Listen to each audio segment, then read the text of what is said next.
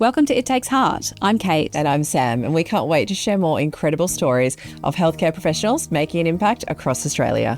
One of my best jobs in my life before midwifery had been running the hostel for the homeless women. And I think I liked that because it was sort of on a really personal level with the women. First time I'd actually scrubbed in, I was like, oh, and then the next thing I knew, I had my hands inside a woman's abdomen and they were saying, just pull apart. It's better to be torn rather than cut. Rock back and pull. 4 weeks ago, I was unblocking the photocopier.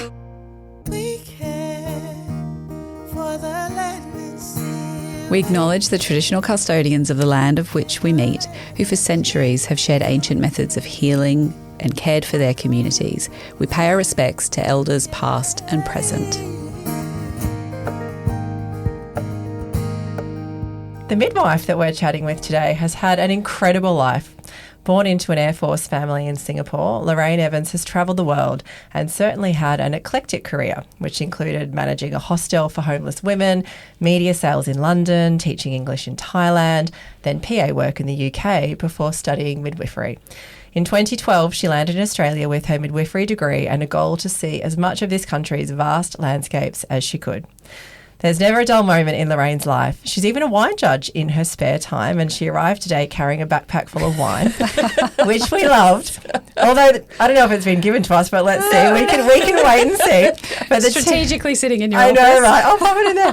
The team at Cornerstone say Lorraine is kind, caring, and just so incredibly fun. And we are so proud to have her as part of our Cornerstone community. So welcome, Lorraine, to It Takes Heart. Thank you. And thank you for coming in again. I think truth telling, this is the second time that we've recorded an episode with you, because the first time was a few months ago when we met you, but we met you via Zoom. And we had a few technical issues that day, and we thought, we know that Lorraine is just life and soul, and we wanted to see you in person. Oh, no pressure. But we also didn't have a studio. We didn't have a studio. We were in sort of in an offsite, and it just that day just kind of was... It went from bad to worse. It was really difficult. We learnt a lot that day. So it's so nice. Thank you for swinging by on your way, I believe, up to the Sunshine Coast. Yes, that's right. On a bit of a holiday with your friend. Yes. So before we kick off then, wine judging, I think the benefit of being in person is that we can set the tone for today a little bit differently to on Zoom. Right. Now, tell me, first of all, how do you become a wine judge? Well, I'm a wine judge, by default, because in Cairns they have a wine show, and I started as a steward, which is the person in the back who just pours the wine, but you don't get paid for it. It's voluntary work, so they allow you to sit in on some judging, and if they're judging 70 Shirazes, you might get 30, and you have your score sheet, and you do your thing, and then you sit down with the judges. This is when you're still a steward, if you'd like to, and then you compare scores. And this, every time I was always, yes, me, I want to do that for as many times as I could during the week. Appreciate. And but you have to sign a waiver to spit. But as nurses will know, and doctors, whatever, that alcohol is absorbed through your mouth. That is the fastest way into the bloodstream. Well, there's also the alternative.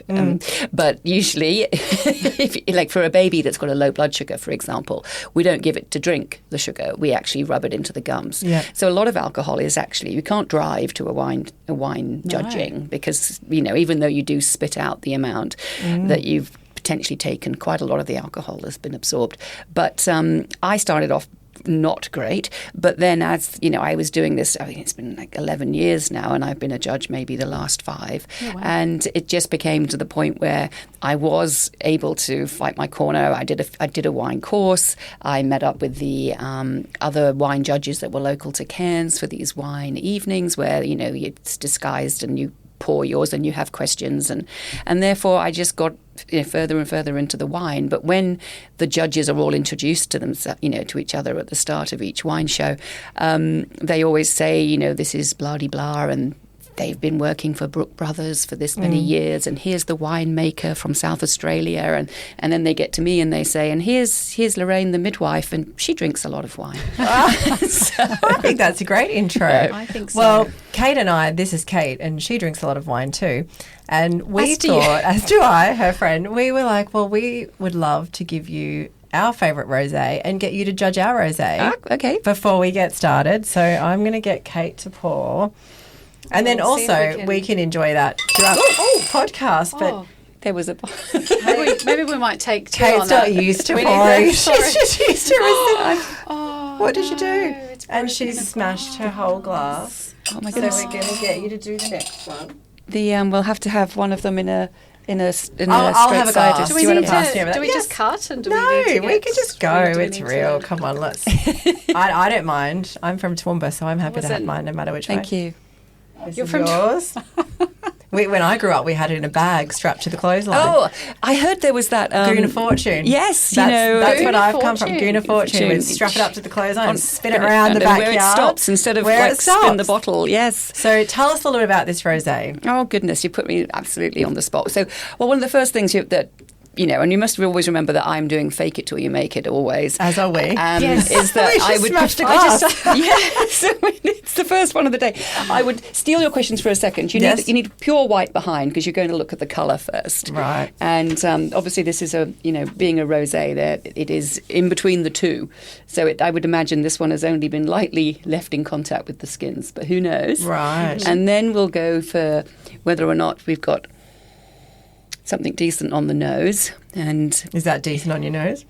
it certainly is. Pleasant. And your nose can smell more than your tongue can taste, so there should be quite a lot going on here. And then we get the little tiny bit into your mouth. Mm-hmm.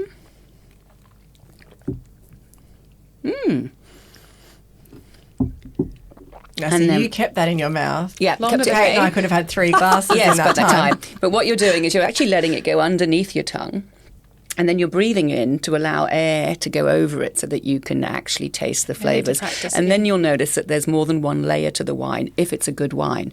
It should taste different as you... I can't get myself to breathe and And taste. yes, this is and why and a lot of people make a strange noise when Yeah. they do that. But, it's not that important. But you do need to keep it in your mouth and let it. So it's like a journey from the start, the first taste, until you actually swallow. And then there should still be some flavours. And that's sort of the length of the wine as to whether or not the wine has, lots of character, lots going on. But appreciate that a little bit more now. I know. But Thank you for the little tips. But it doesn't mean that you have to have fabulous wine. The sign of a good wine is that you've opened the bottle and then you look around and it's gone. True. And Someone it's- smashed a glass. but that everyone's enjoying it. That it hasn't got to be an award-winning wine to be a good wine to have Yeah. with your friends or with a meal. And sometimes those wines are so intense Yeah. that you wouldn't want more than one glass. And that's why they sell those fancy, aerating gas that will mean that you yes. can keep those bottles of wine, because actually it's too much. It's like it's such an experience you wouldn't want to drink the bottle. So there's wine for different occasions, and this is delicious. This is wine Thank for you. a podcast. This is Yes, Well, delicious. cheers to that, Yes, and thank you. enjoy that while you're here.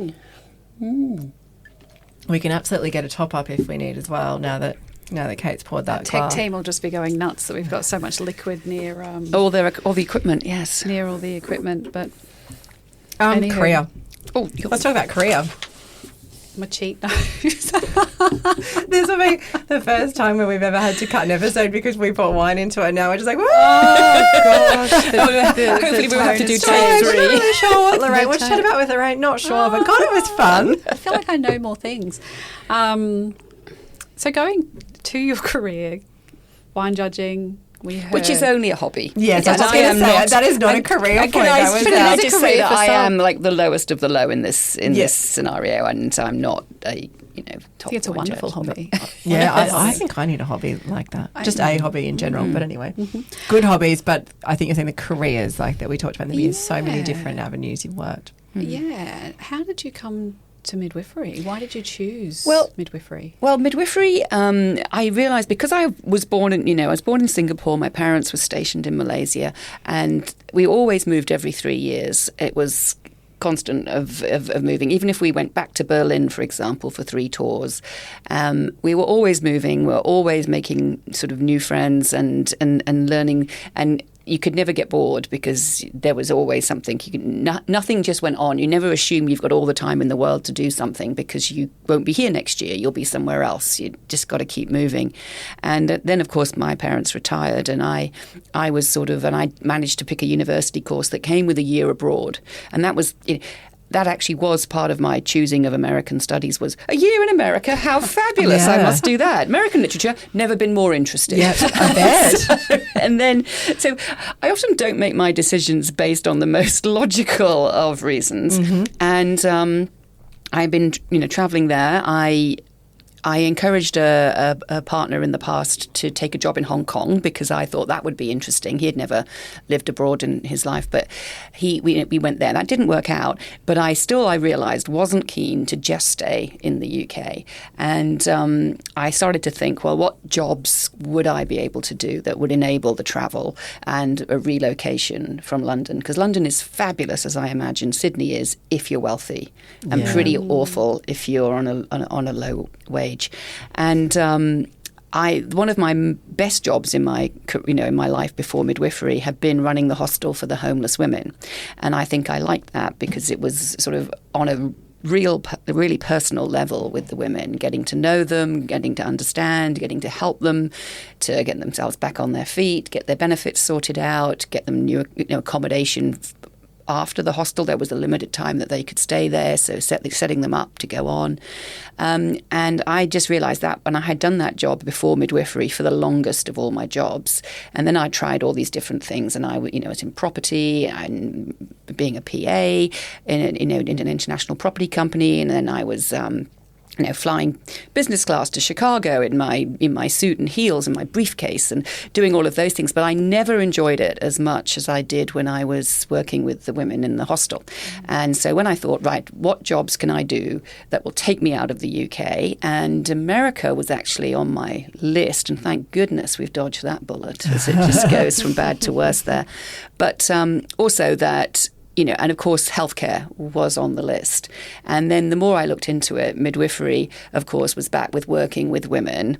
And also, just that whole sort of miracle of life that it's a real privilege. Well, I think in nursing, a lot of people who've got their calling, I have a friend who's works in palliative care back in the UK, and I could not do that, but she is fabulous at that. But there's like a place that you're drawn to, I think, in healthcare. And for me, the idea in midwifery is that you actually have healthy women on the whole, doing a normal and natural process. And it's actually the sort of almost the reverse of healthcare. You're trying to limit the interference of healthcare to give them the most positive, normal experience that they can have, unless they do have health issues or anything that needs specific attention. And then it's your job as a midwife to ensure that they're safe and that that's happening too. So I decided to do the midwifery course and come away, and Australia was looking for midwives, and I thought, well, this is fantastic. I can get back to my palm trees, my fun sort of more relaxed lifestyle. And I sort of bit the bullet and came over to Australia not long after I had graduated. So that's an interesting piece, like to graduate and then come out to Australia. Was it hard to get your APRA registration? Not at all. For a job? Or in was the English system of training midwives, even I'm a direct entry midwife, not also nurse trained, at that point was of such a high level, you'll have had delivered many more babies than you're required, 40 or 60, I can't even remember, it was so long now. But I think that you're exposed to the real world of midwifery as a student in London. You really are. I caught my first baby on my first day in the hospital. Wow. With another midwife. And I did not expect that. I remember being in theatres 2 or 3 weeks later, first time I'd actually scrubbed in and I was like, oh, and then the next thing I knew, I had my hands inside a woman's abdomen, and they were saying, just pull apart. It's better to be torn rather than cut. Rock back and pull. And I was thinking, good Lord, 4 weeks ago I was unblocking the photocopier. Oh my God! Now I'm sort of have my hands inside this lady, and I'm pulling her abdomen apart. My God! Oh my God. Here in Australia, actually, when you attend a a cesarean birth, the Australian midwives are not quite so hands-on. I was just thinking about my cesarean birth, and I'm like, the midwife was not involved. No one was there. It was just the doctor. Here you go. Yes. Yeah, no. The midwives in England are really into that. A lot of them are trained in passing the instruments to the doctor. You're often asked to hold a certain one to help them, and yes, you're fully scrub in. Whereas here, you put a pair of gloves and a gown, and you're all set and just take the baby. But I just was taken aback and astounded by how quickly. And I did actually work for almost a year in London as a qualified midwife. So when I started in Cairns, I wasn't a actual grad. I was a fully fledged midwife at that point, because I think it had by the time I was like 5-6 days short of the full grad year when I left. And because I was sponsored, in fact, by the private hospital initially, I had moved from the public sector to the private sector, which was the same hospital, just had a different wing. And, This was in Cairns? This was in London. In London, Chelsea and Westminster. Oh, right. I used to place allied health staff in Chelsea and Westminster when I was working in London, So That's a hustly, bustly place to get your training. So I had experienced both being the autonomous midwife in London, where you don't have, the doctors are not your boss. In fact, you look after the women and make your decisions. And if you think you need some assistance, you call a doctor. And if you don't like what the doctor's saying, you can call his or her boss and get a second opinion. And only if you're sort of ganged up by many would you be having to do what they're suggesting. If you were hoping to have this woman was hoping to have a natural birth. But in the private sector in London, you learned that the consultant was the boss, and whatever they said was what was going to happen. And that was very good training for me before going to the private and even Australian midwifery, because you are, the doctors, the seniors have the power to say what happens in these situations. So that was a learning curve for me, that midwifery is slightly different in Australia. Yeah, but I remember the midwife not being able to examine me because it had to be the doctor in my situation. It's different, and you have to learn, to adapt. And there's different things here that you aren't expected to do in the UK, but then but you would be really high skilled at it. And then there's things here that you are expected to do, and we're like, what? Hang on, right. This isn't. And please don't ask me to give an example, but I know that there is been those moments along the way. Yeah. Did you come to a job, or did you? Yes, I was sponsored, and I came on out, and I really embraced the far north Queensland. I suddenly took up sailing for the first time.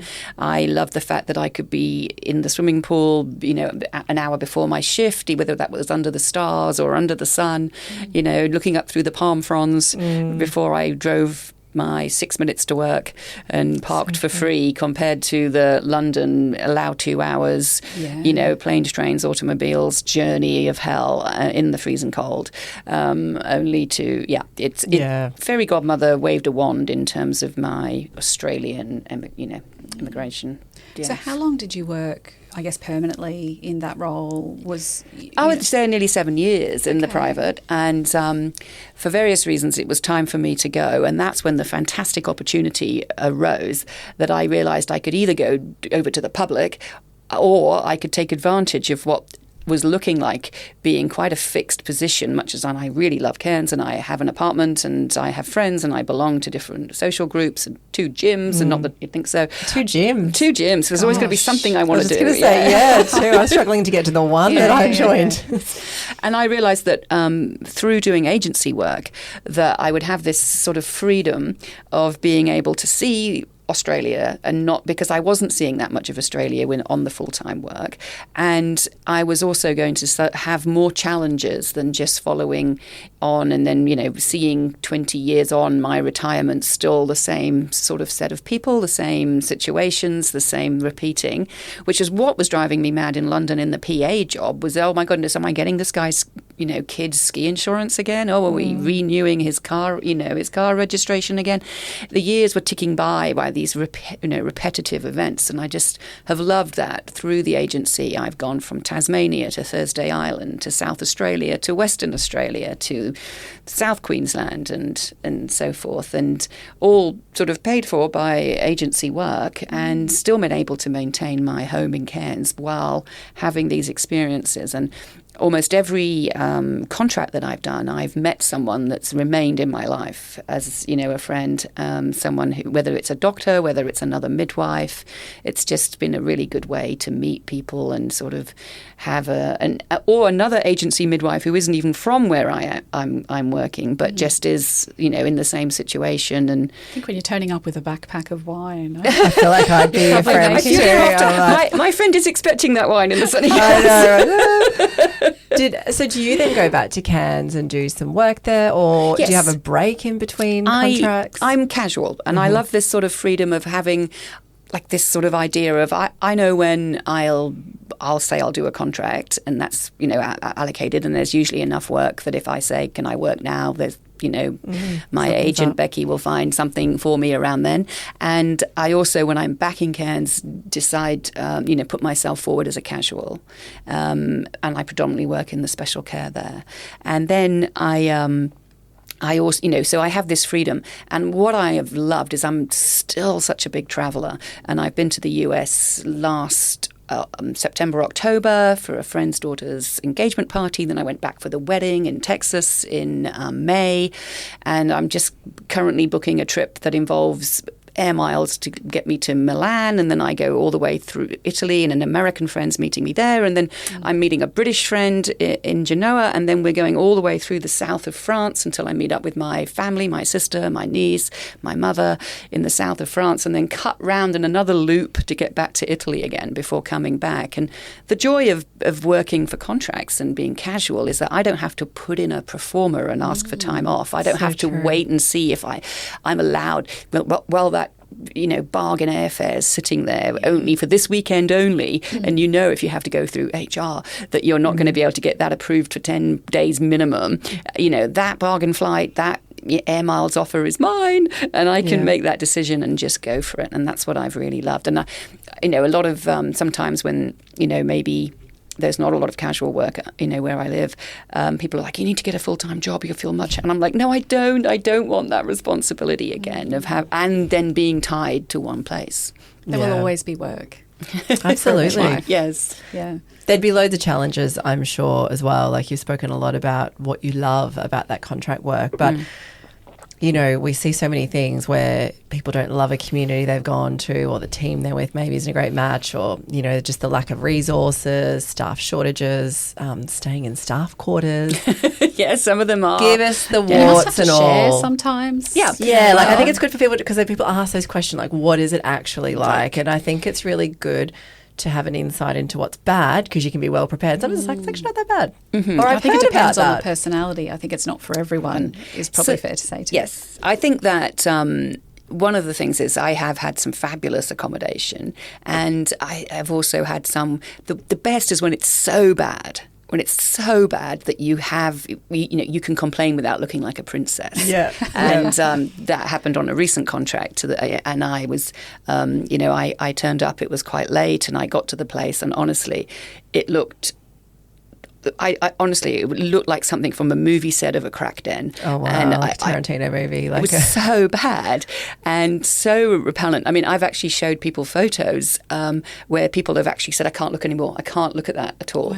Wow. And so I phoned back to the hospital, and there's always somebody responsible, and said, look, I'm sorry, but I really can't stay. And they're like, is it bad? I'm like, yes, very bad. And they said, get a taxi back. We've got backup for this. We'll sort you out for tonight. I can't say that's where you're going to be for the whole contract, but we've got something for tonight that isn't, and I showed the particular, nurse manager the photos, and her language was choice too. She was like, no way. In agreement or just... Oh, absolutely. Okay, that's good. And then the manager of the unit that I met the next day and was like, I am coming in. I just need to do this, and this. I've got to go into the post office. Some of the requirements are that you get working with children in certain states, but you can't apply until you get there. Right. There's a lot of challenges, and you just have to sort of follow through with how all those things work.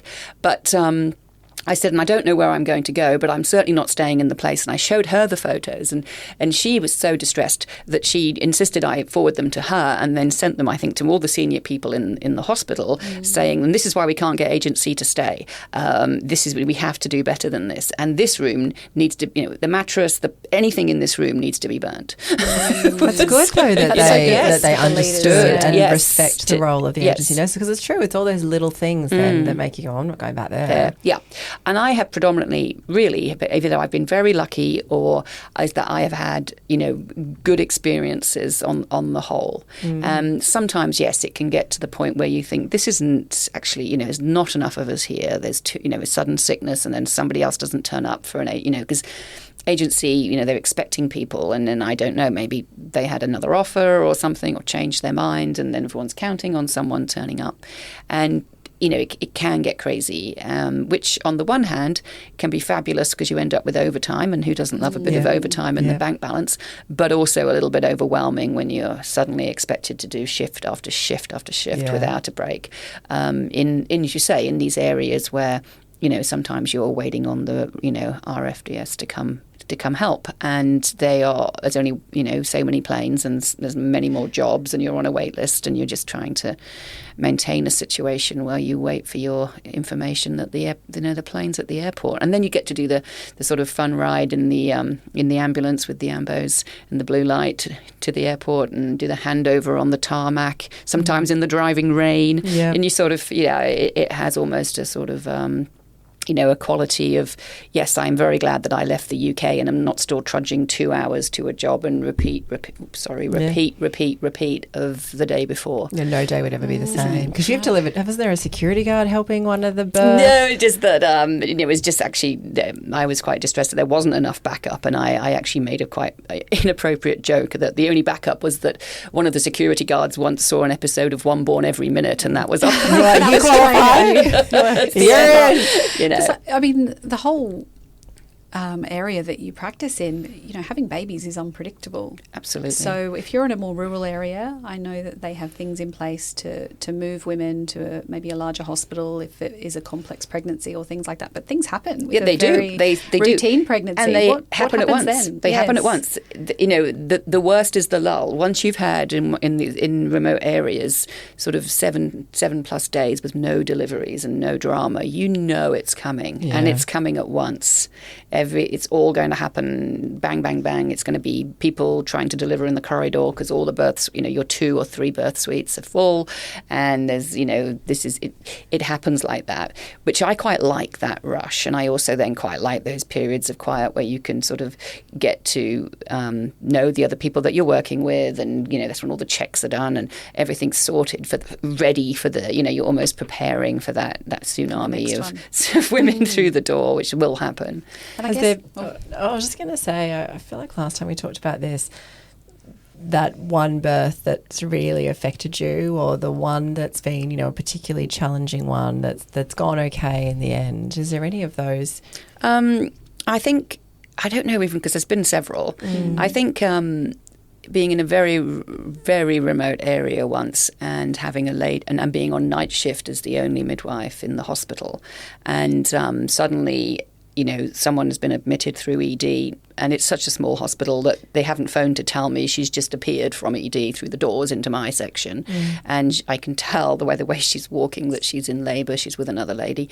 And I'm thinking, well, at least she looks quite large. So, because I have a list of who we're expecting, and I know she's not one of them because I've met them in the last, week, and, as MGP, and you get to know the women. And I'm like, I don't recognise this woman, but she's quite large. So one hopes that she's not too prem. But unfortunately, it turned out that it was 26-week twins on board, and her waters had gone. Oh. And but we actually handled it really, really well. And I say we, I mean, I phoned the cavalry and got everyone in, and luckily everyone had their phone on. And the 2 anaesthetists for the 2 twins, two obstetricians, all the midwives we could get hold of. And we actually had more time than we thought. We had probably almost 3 hours from her admission to her delivery of those very premature twins. And we're on telehealth to a major hospital where they're all watching us and giving direction. Because it was so remote, they needed to see that the babies were born alive before they put into place the transfer, because they, turn up and we didn't have success. And so there was a lot of time of keeping those babies going before they were able to be transferred. But that was fantastic. And it was close enough to where I lived that I was able to see that lady after she had gone further afield than where I live, and then came back to there. And then I was able to be there when she was discharged with those twins. So eventually, at term. So a full many weeks, many months after. And then because the world of midwifery is so small in Australia, that when I was on my last placement just in September, on the other side of Australia, I was asked to mentor a student in birth suite, and I said, "Hello, I'm," and she said, "Of course." She said, "Don't you remember me? I was there when the twins were born." So she was now in her final year of. I was like, I don't remember anything about the night the twins were born, but yes, and of course I recognised her then, but out of context of where we were.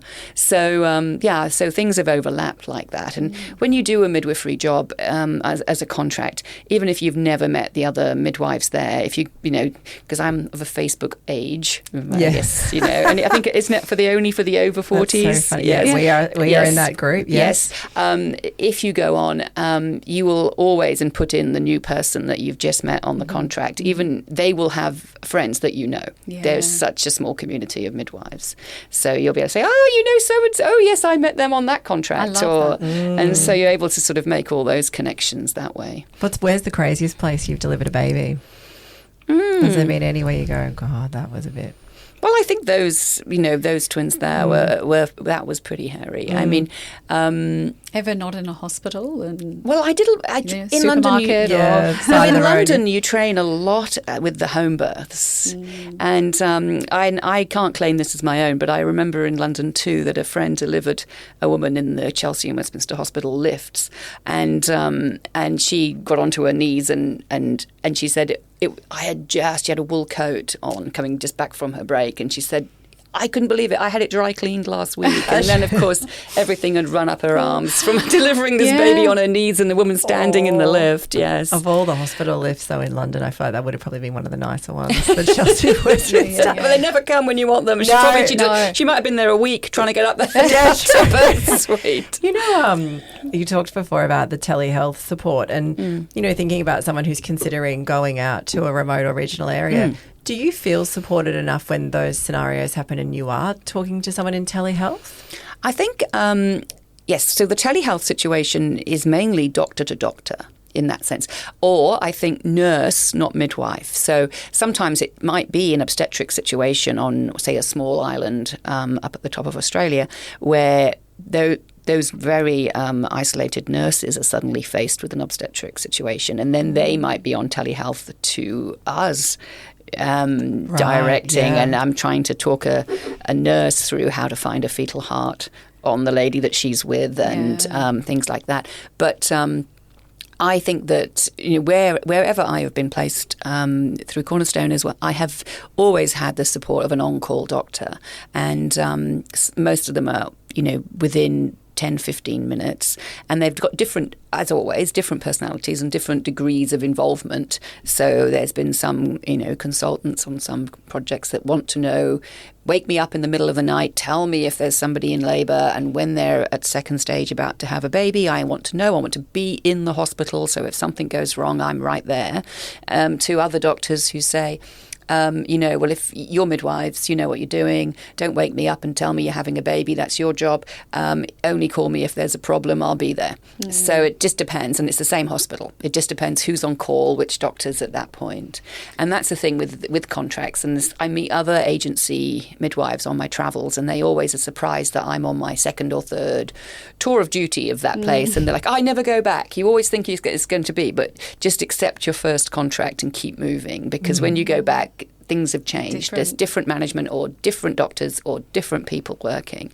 And, you had such a great time, and then you can lose that sort of memory of that if you don't have that repeat time. But, on the whole, I have enjoyed going back, and there's something nice about being asked to go back, and it's sort of... I think it clearly really suits you, this whole travelling locum lifestyle, and I think it sounds like you've got to be a really good communicator to make it work, because even understanding those nuances when you get to a contract of how am I going to communicate with this doctor, how would they like us, how will they communicate with us, and vice versa, that's a skill in itself, isn't it, to be able to understand and to give the time to get to know that hospital. I think that the places where we're going, they're quite used to agency staff as well, and they even have, some of them, a little guide to the doctors. It's a hand, exactly, and it's not just their glove size. As to what to look out for them. So, do you have a favourite place? I was just about to ask that. It's interesting. I'd never actually thought about not going back to the same place to ruin the memories. I really agree with that now. Not for Asia, go back to the same place multiple times. We should be promoting that. But even if you did have a less pleasant experience that first time, it could be completely different another time. Yes, and so don't rule anything out is maybe the message there. Exactly. And I think taking enough. For me, I never travel light. Taking enough of your own things so that you can prepare food, or what's in your before you get to favourites? Like, what's in your suitcase that you take? A pillow, because if you end up with a hospital plastic pillow, you're going to be distressed by that. Yeah. If I try and find out what size bed I'm getting, and if possible, I put in an extra set of linen, so to just be sure that you've got something that's clean when you first arrive, or something that is of a decent quality. Yeah. But then I'm absolutely a massive op shopper, and most places that I've worked, a few exceptions, but most places have an op shop, and I'm on the first day as I can, my first day off. Thought of that. What a great idea. And then I'm like, you know what? I'm not going to be frustrated by the fact that I can't cook because somebody's used the pan and hasn't washed it up. But you can't take big frying pans and all of these sorts of equipment with you. So I just go down the op shop and shell out a few essentials after having checked out what's in the kitchen, and sort of like okay, now I know I can do this quite easily, and that's going to be that. And then I donate them either back to the op shop or to the kitchen when I go. Yeah. And that sort of works out too. And just, it's having that flexibility to go somewhere new and not be... And I had some great advice when I went to America at university for that year abroad, and the professor said something like, it's be very easy when you go somewhere that's similar to where you are and be very frustrated by the differences, because... what do you mean go from England to America? What do you mean you have to pay for banking, which at that time you did in the States and not in the UK? What do you mean this closes on a Friday? What do you mean? And you're very like, this place is crazy. What's wrong with these people? Whereas if you went from the UK to Africa, you'd be like, things are closed on Friday. Well, that's Africa. Yes. And it's like having the attitude of just stop comparing. It's different. And just because there's so many similarities, don't just accept there's going to be differences between where you go. And embrace them, I guess, And too. you're there for difference, right? Yeah. You don't go to different countries and different places in hope that it's all the same. No. Otherwise you just stay home. Exactly. And one of the great things that I found is, and this is varied from place to place, is how involved the people that do live there, or the other agency in terms of, one of them might have a car, is how interested they are in helping you sightsee or inviting you to their homes, or having you welcoming you into the community and allowing you to enjoy it. Because on your days off, do you explore always? I try to see as much as possible, and that it depends, because of course some contracts come with a car. As technology advances, it's becoming more restrictive because they can see on their GPS where you've been, and it shouldn't be Dan Murphy's, No. I was thinking, because you can't do your hobby of wine judging online, really. No. Have you got other hobbies that you're taking there? So yes, Tasmania was fantastic, but it's probably not a good look to have the health car outside the vineyard. Yeah. Yes. So yes, sometimes you have it. It's Could nice. be an emergency. I was just going to say, unless you're delivering a baby. Yes, exactly. Don't mind me. Yeah.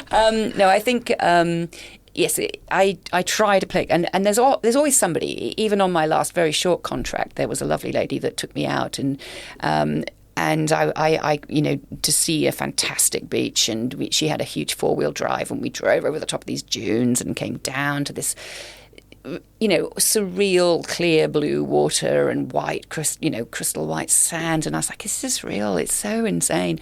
And then we got in, there was a sort of an inlet, and I said, but there's no crocs. And she said, well, we'd be really unlucky. I'm like, yes, we would be. We would. Yeah. But Where's your favourite location been, or your top three? No, you see, it's all about the people, as I say. Yeah. So, and for different reasons. And so, like, I've met one of my very good friends when I was in Rockhampton. And, unless you're really into the steak, Rockhampton has got a lot to look at. Yeah, there you go. Yeah, but, true. It's not like a top. But then I did have a fantastic trip from. There's a lot to see from there. Yeah, I went to the Keppel Islands, for example. Yeah. And also, they have Yeppoon, the WAGs, the Wednesday afternoon guys and girls sailing. So I also took up sailing. So I was able to do some sailing on when I was in Rockhampton. And so, and there's always some festival. And I tend to encourage the other staff to sign up for a pub quiz. I love a pub quiz. And I try to also make that a mix of doctors as well as midwives and nurses, which doesn't always go down well initially. But then when we win, it does, because we've got a much broader sense of ages and sexes and, knowledge, interests to be able to win. So, I've sort of... I've enjoyed that aspect of it. And, in Tasmania, I mean, who can't love Tasmania except it's cold? Yeah. But in terms of the food and the drink and, and I've sort of loved being part of a remote island experience up in Thursday Island, because that is also pretty unique and not something that I would want to do. I wouldn't want to move there and have all the inconveniences of living that come with that, particularly as a, single woman, being up there alone, very limited. But how fantastic to do that for, 2 months or a few weeks even, just very lucky to have that opportunity. And is there anywhere still on your bucket list? Oh, plenty. Yeah. South Australia, far more, I think I'd like to see. Kangaroo Island. And, I remember hadn't really considered, I think South Australia is like sort of, they're keeping it in the same way that Australians as the whole are trying to put off the rest of the world with tales of dangerous creatures that really aren't part of our everyday life at all. Yeah. I still think South Australia's got their little curtains drawn and like, don't notice we're fantastic. Because I remember going down for actually a sad reason to see a friend who had terminal cancer and to say goodbye, but then phoning my agent here at Cornerstone to say, do you do work here? When I was in Adelaide, do you do work down here? This is, have you seen these beaches? Because my agent's also from the UK. I was like, it's like the Caribbean down here. What's going on? Why haven't you told us about this? Why isn't everybody in South Australia? Well, there's the great whites might be one reason, but then you can argue for the creatures anywhere. Yes. So I think there's more to see in South Australia. It's a shame that New South Wales doesn't have fantastic rates, but because I think there's plenty there, and I'd love to sort of tie that in with a festival. Who wouldn't want to go, to before they stop being a thing? Yeah. I've got to come back to the single woman thing. Right. Now, we've talked about this on another podcast with another single lady, and how do you, travelling around... Who, then found someone, so maybe we had something to do with that. Oh, did we? Yes, well... being out on contract in these small communities... And... It can have its moments. There can be fun, and there also you have to be so careful. When it's so tiny, if you were to go on any of the online apps, it's going to be immediately obvious. You're going to see it, and then you're going to see them the next day in the hospital. Yes. So very careful there. But no, there's an opportunity, I think, as a single person to have, widen, some of the places I'd say are less of a gene pool and more of a sort of a murky puddle. and then other places you might just hit lucky. Yeah. Or, of course, travelling on your way or meet someone. And, of course, I'd love for dating to go back to the more organic and introductions. But, of course, by doing these contracts, I am meeting more people from different places who are inviting me to go visit. And I think when you're in these smaller communities, they tend to do a lot of things, from those regional the quizzes and quizzes, the community the days, events. There's probably less sailing people on groups. the app, so it's more of an organic experience. Well, exactly. So, some of the smaller places. So, there was a much bigger disparity between doctors' pay and nurses' pay in the UK. And so doctors at the end of most shifts would say, come on out for a drink. That was terrible. Let's all go out for a drink, and put their card behind the bar. And that has never happened, sort of in Australia. But I think it's because nurses aren't starving here. Yeah. Whereas in the probably UK... will now, once your episode goes live, the next doctor you're working with will send it to them and be like, you need to pop the card behind the bar. Yeah. But I think because, they were fully aware back home that, and I think unfortunately that because they haven't increased the salaries back there for so long that you qualify for food stamps as a nurse. Wow. It's absolutely ridiculous. Whereas here, of course, and particularly in agency work, you are given, a very decent wage to live on. So the idea is that the doctor shouldn't have to cover all the drinks. But in these smaller, and you actually don't see them outside of work unless you convince them to go to a quiz. But in these smaller areas, there's only the one pub anyway. Yeah. So you will get to sort of socialise. You will be drunkenly singing karaoke with everybody from the hospital, from cleaning and catering staff all the way up to the head of the hospital, because that's the place to go. Yeah. And so that is sort of another interesting aspect of getting, being fully part of the healthcare. Yeah. Mm. What would you, when you look back on the highlight reels of all these years of locuming, is there a memory, like the best memory that you think that really makes you laugh and brings a smile to your face? So I know you're fishing because you know the story of the time that I... That is so unlike Did you need a refill? Go on then, you fill that and I'll say. So I did have a little incident, I guess, where I had just had a little fling with one of the rescue team, with the helicopter rescue team, and he had come to say goodbye at the airport. And unfortunately, there was an incident at the airport where somebody had collapsed, and so we, of course, also got involved while waiting for the ambulance. And we had kept our situation quite secret, but then we were both involved in this incident. Doctors arriving, cannulations happening with defibs, it's all going on. And then I suddenly realised, actually, my plane's going. And so across the patient, we sort of leant over the poor man and he kissed me goodbye. And then I stood up and ran for my plane. And everybody else that was involved, who I also knew from this very small community, were like, what just happened there? That's a movie waiting to happen. Is this the way we end these situations now? Yes, exactly. Yep. And he wasn't in uniform or anything. So he was just random man at airport. And then they were like, oh, I know who he is. Oh my God, to have been flying the wall there, you would have been like, what? I know. And the poor man underneath us was probably like, what are you doing? It's priority. Me. Someone focus on me. But he was fine and very stable at that point. I bet. Yeah, you're like, you're sorted. Let's do our goodbye. Back on to me.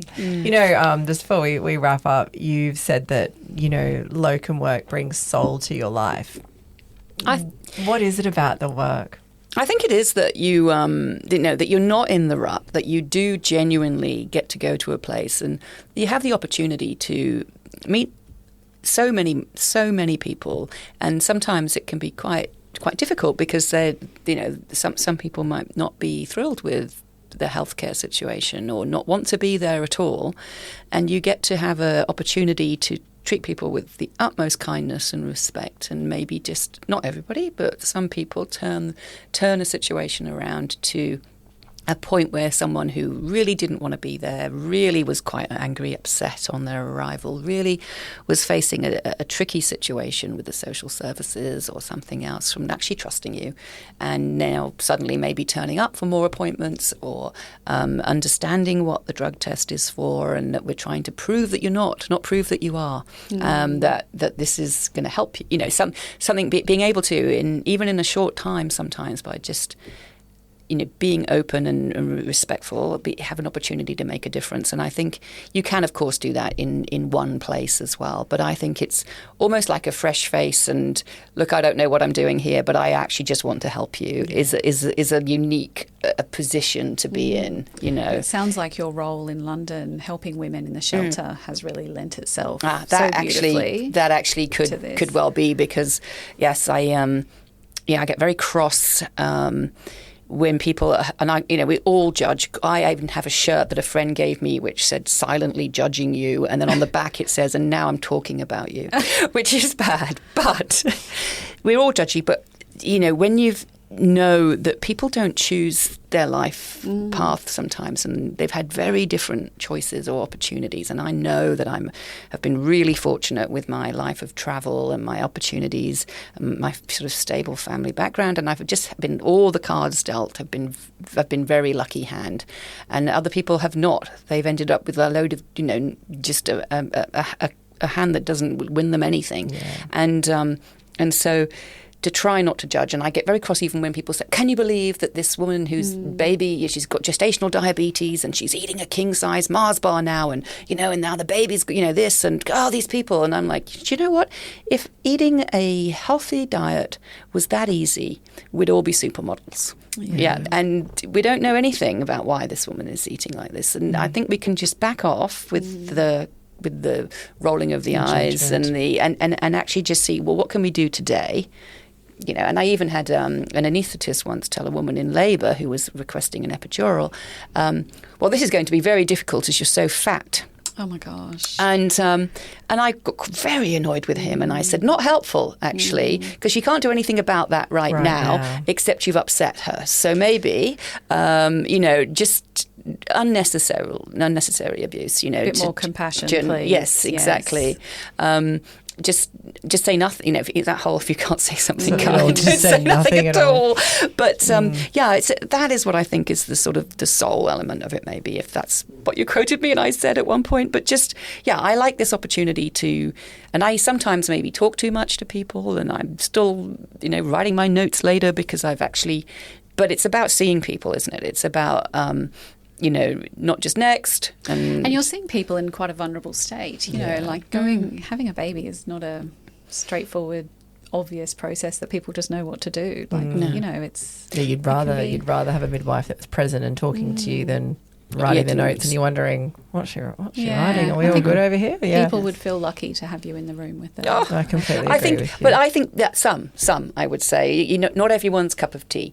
I think I was given a very helpful advice from one of the consultants that colourful people are remembered and and appreciated by many, but disliked by a few because you're too bright. And that's not bright intelligence; it's just too much. That I'm not their person, and that's fine too, because you have to have the skin like a rhinoceros if you're going to be sort of. Look, I saw you're also not everyone's cup of tea, but.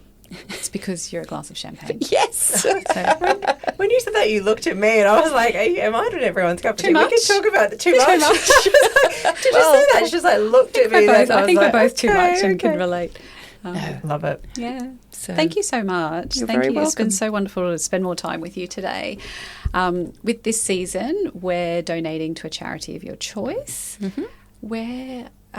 should we raise some awareness today? Well, I would like the donation to go back to Cairns, to the public hospital there, to the Far North Queensland Foundation, because they are helping provide equipment for the hospital that's not on this sort of budget for Queensland Health, but helps people who live there get treatment up there without having to come down to Brisbane, for example, and be separated from the support networks that they would normally have in what is, for example, cancer or major surgery situations. So that's sort of a way I think that would be a nice way to donate.